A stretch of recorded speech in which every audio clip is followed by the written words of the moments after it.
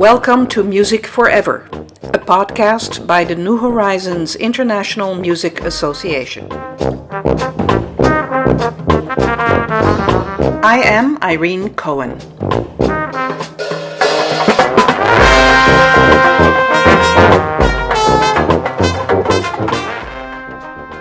Linda Hartley is a retired professor of music at the University of Dayton in Ohio, where she coordinated the undergraduate and graduate music education degree program for 24 years. She then served the University of Dayton School of Education and Health Sciences as Associate Dean for Education. Linda has taught a variety of music education and performance courses, and she founded several university bands. She received Outstanding Faculty Teaching Awards from the University of Dayton and its College of Arts and Sciences.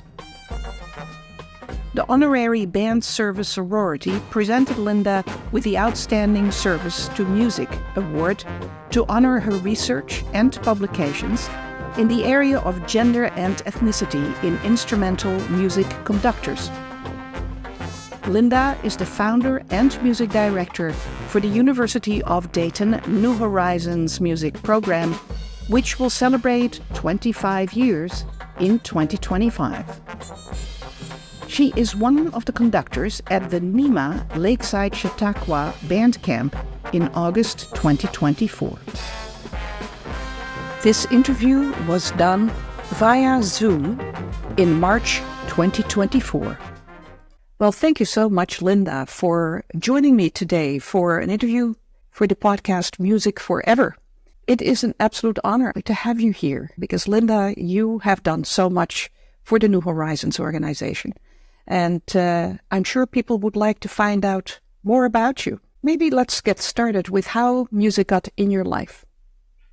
Well, first of all, thank you for having me. I feel honored as well. When I first started music, I had to dig back a little bit in my head to think, when did all of this start? And there was a piano in my house ever since I could remember. It was my grandmother's piano, and I always was intrigued by it, but no one was playing it. It was just there.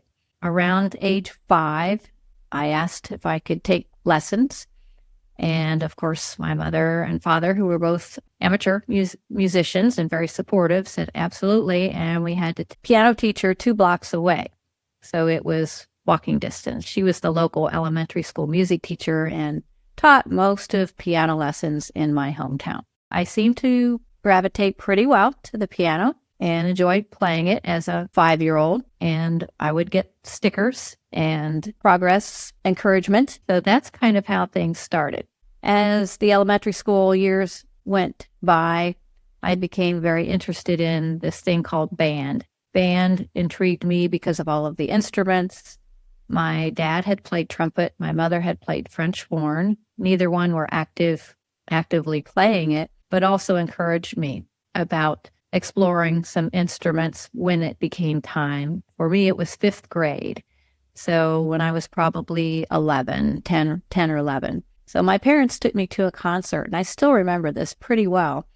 We sat in the balcony to a high school band concert. I could see all of the instruments much better because I was up higher, and saw that I liked the look of the saxophone. And when I started hearing it, I thought that was the one I would like to gravitate to. And I don't remember considering anything else. So that became my instrument.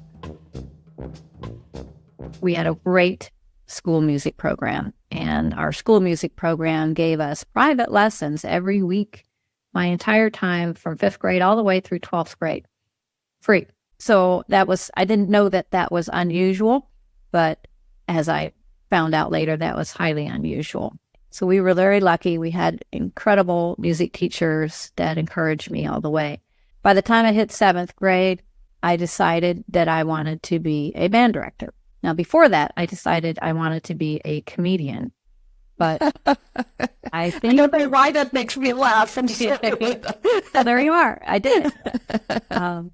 I loved all my band directors that I had. It was Ravenna High School in Ohio, and they were very supportive of me pursuing music. Many of my peers also were pursuing music. We had some very talented people that ended up doing some wonderful things, including symphony orchestra positions and so forth. They were all my friends during those formative years.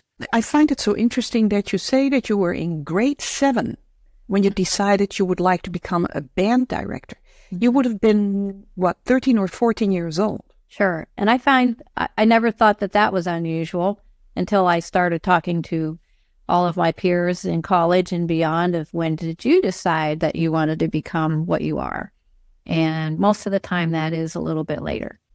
What was it about becoming a band director that seemed so attractive to you? I enjoyed my time in band, probably because I was successful at my instrument. I took every solo that was given to me, and it just was one of those kinds of parts of my life that seemed not only easy to approach, but also enjoyable. Somehow I worked out in high school where I had 7 periods and 5 of them were in the band room. Becoming a band director, I think, is still different from becoming a music educator. Am I right in assuming that? In Ohio, when you get a teaching degree for music, you are licensed to teach grades kindergarten through 12. All things music, not just band or orchestra or choir, or it's everything. So you get hired as a music teacher and not necessarily a band director. Most school systems have specialties, and that's what I was headed for. Was I would like to lead a band at whatever level. I just wanted to be a part of the leading marching bands, concert bands, jazz bands, beginner bands, everything band.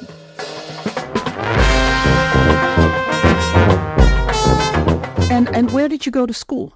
My undergraduate was obtained at Bowling Green State University in Bowling Green, Ohio, and had an excellent education. After a few years after I started public school teaching, I decided it was time to get a master's degree. And I got that at Kent State University, which was very close to where I taught outside of Akron, Ohio. That took me to new interests. As I was getting my master's degree, I got interested in research, the whole idea of higher education. Never thought about it. That probably propelled me to go on to pursuing a PhD after that. And what was your thesis in for your PhD? For the PhD topic is exploring the starting grade level of beginning band. The reason I was interested is because through my public school teaching experience, we always started at a certain grade level. 5th grade was the start. As I talked to people from other states, that was not the same all across the United States. The East Coast tended to start in 3rd or 4th grade. The West Coast tended to start in 6th or 7th grade. Why is that? What's different about the Midwest versus East Coast and West Coast and so forth?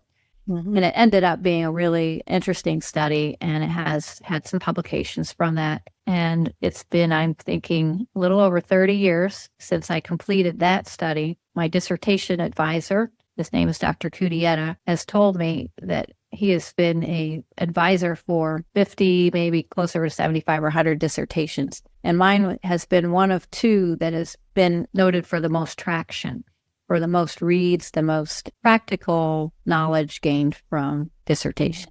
It still happens today, and I have not gone a year or even a few months since that time where people have not contacted me about my research in that area.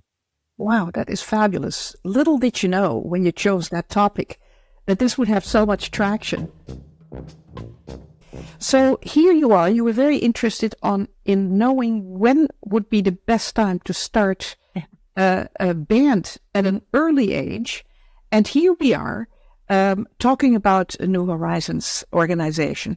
And tell us a little bit about how your career sort of evolved and how you then ultimately got involved with New Horizons. It was my 2nd year of teaching at University of Dayton. I was the head of the music education program. I taught saxophone choir, flute choir, private saxophone studio. I had pretty much all of it. One day I was watching the morning show, and this was like early 90s, and it covered this program up at Eastman School of Music about teaching adults in the band, especially those who've never played an instrument before. And I was glued to the TV. Why didn't I think of that? What a wonderful opportunity and to explore. And immediately I had a file in my office. It's called Future Research. And I just stuck that information in there.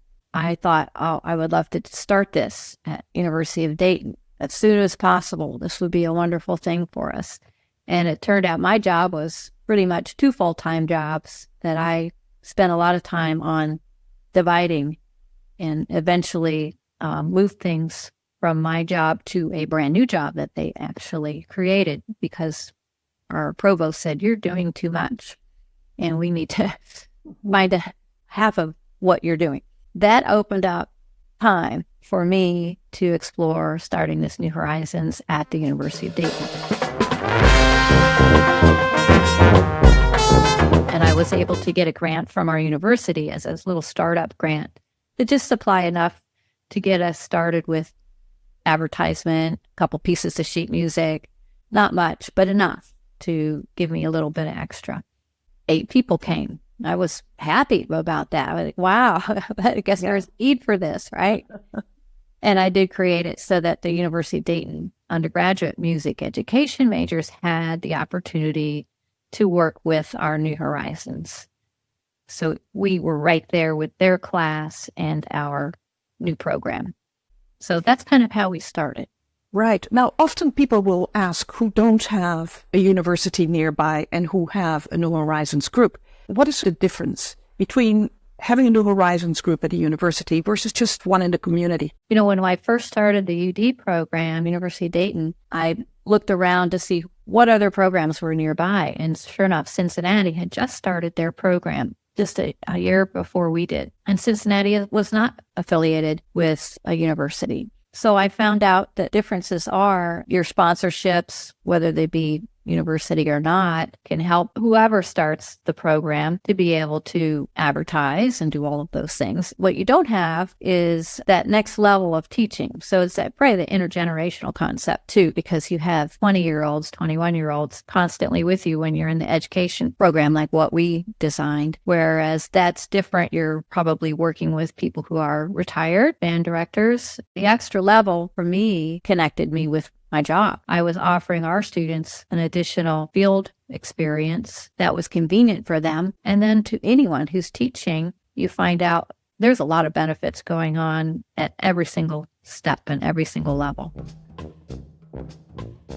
So, Linda, then you got involved very quickly and early, I believe, with band camps. Tell us a little bit more about that. Well, when I started finding out there were such things for the New Horizons groups, I thought, we could do that, University of Dayton. And by that time, our program had grown probably to, I bet we were around 40. I let people know in my adult group that this is an opportunity. We might be able to host something like this on campus. I always encouraged our members to attend the camps, and they get real excited. They come back, it's like, let's offer a camp. That's what happened. And we had 5 altogether that we have hosted. As a faculty member, I had colleagues that could help, and I had students that could help. The band camps at the University of Dayton, I attended 2 or 3, and they were simply excellent. Of course, the space available. Hanging out on the campus alone was great. We were in the dormitories, having access to amazing instruments, including a class on gamelans, which is an Indonesian instrument at Dayton, Ohio. Just happens to have a whole set of gamelans, which is very rare. I am from Indonesia.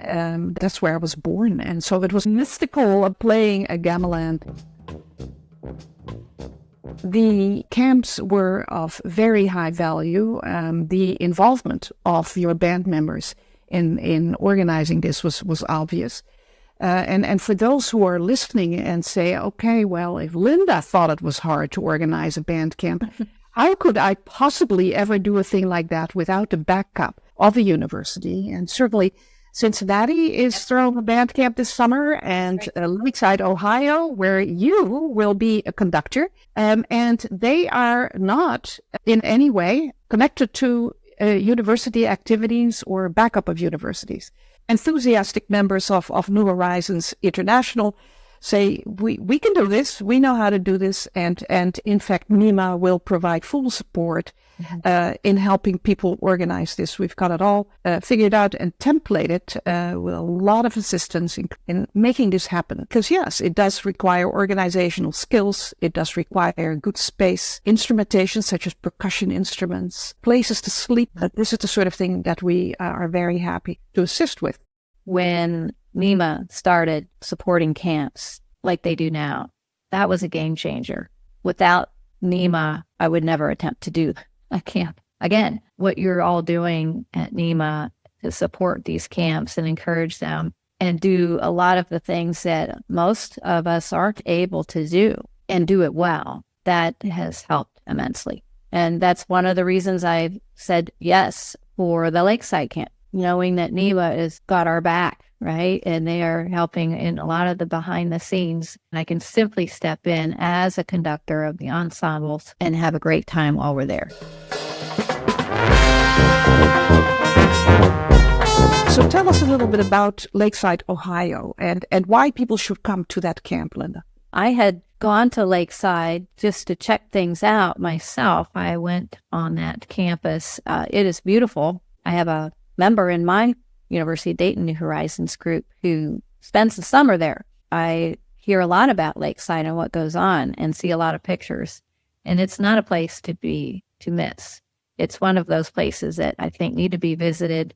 There's a lot of quaint aspects to Lakeside, set right on the lake, of course. Even in the short amount of time that the Lakeside camp is offered, I think it's going to give campers a good experience, not only musically, but also just in the culture of this Lakeside Chautauqua that a lot of people have not yet seen. But we can guarantee that it's going to be beautiful musically by focusing on one ensemble. That is different for most camps. I think there's some good aspects about that, quite a few actually, because we can really come in as conductors and know exactly what we can get done in a 3-day period and have a successful concert focused on a certain amount of music and the level that we think we can all obtain in that amount of time. We're just going to have a blast is what's going to happen at Lakeside. Well, and I think that also for those people who have never actually been to a band camp and say, I just don't know what it's all about. And for those who would like to get their toes wet, I think that Lakeside Chautauqua offers exactly that. You're going to be in a beautiful place with wonderful instructors such as Linda and Kathy. You can maybe say a few words about Kathy afterwards. And organized by Ron Berry and Jim Coverly, who are both veteran band camp organizers. So tell us a little bit about Kathy and how you met her and why she's the perfect person to be there with you. So Kathy McGrady, she's become a legend here, especially in our state, but even nationally. Kathy and I met, and I'm going to say at a loading dock at Bowling Green State University when she was a freshman and I was a sophomore. I was in a sorority that helped all new members of the marching band move into their dorms. So I met Kathy as soon as she arrived, and I think we became fast friends. She was saxophone player, so am I, and we ended up in a lot of the same kinds of situations throughout our college years. She had an outstanding career as a music educator and has been recognized as such throughout the state of Ohio multiple times. She is a go-getter, very energetic. That's the least terminology I could say for her. She has a great sense of humor and really deeply cares about people and making music. And you will see all of that up on the podium under Kathy. Fantastic. Well, if somebody isn't convinced yet that they should go to Lakeside Chautauqua, I'm sure that these words and this interview will convince them. If you were to have to tell somebody walks up to you, say, I'd love to pick up an instrument, but I'm scared. I don't know how to read music. I don't know how to do this, or it's been 50 years since I did anything like this. What would you tell them, Linda? I say these things often because it happens when you're New Horizons director. People do come up to you and say, I don't know, I'm not sure if I'm the right candidate for such a thing. And what I usually say is you are the perfect person to join New Horizons from exactly what you just said. initially want them to know how comfortable they will feel because they are not the only one in the room. Fortunately, as you develop your programs as New Horizons directors, these kinds of things can speak for themselves because you have a lot of sustainability in your program and people can see, well, you've been doing this for us, it's 25 years next year. And that helps a lot. We have a place for you. New Horizons was created for people exactly like you. And to me, that's the foundation of New Horizons, is to offer adult beginners. There is no other place like this. And there really isn't. We've compared and looked around and say, are we the only ones doing this? We as in New Horizons? I think so. To the extent that we do, get them to visit a rehearsal, talk to people that were in their shoes a year ago, and they become acquainted with the organization. What I've noticed is they fast become friends, and that connection, the social connection, is key. But walking in the door, they don't have that yet. So it's getting them in the door. So we found a few ways to get people in the door without committing. We're having, in a couple of weeks, we have an open rehearsal.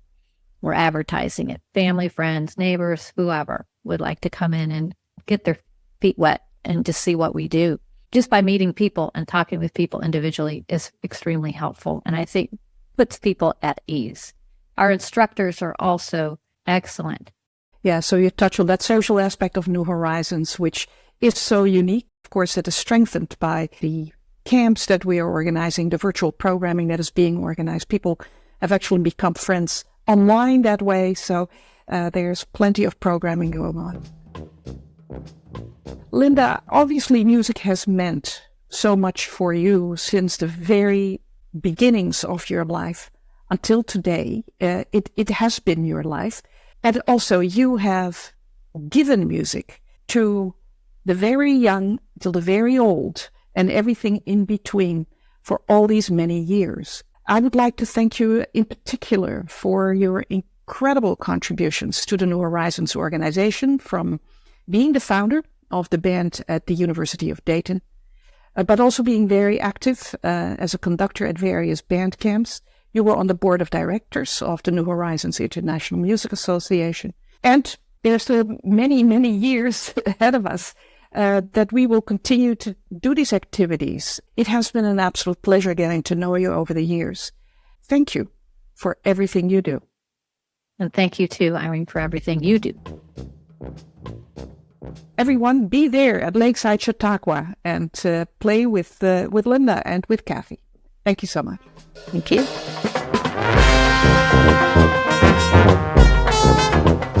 I would like to thank Linda Hartley for giving the interview for this podcast. If you'd like to find out more about Linda Hartley's New Horizons music program, go to the website udayton.edu, that is udayton.edu, and look for the New Horizons music program.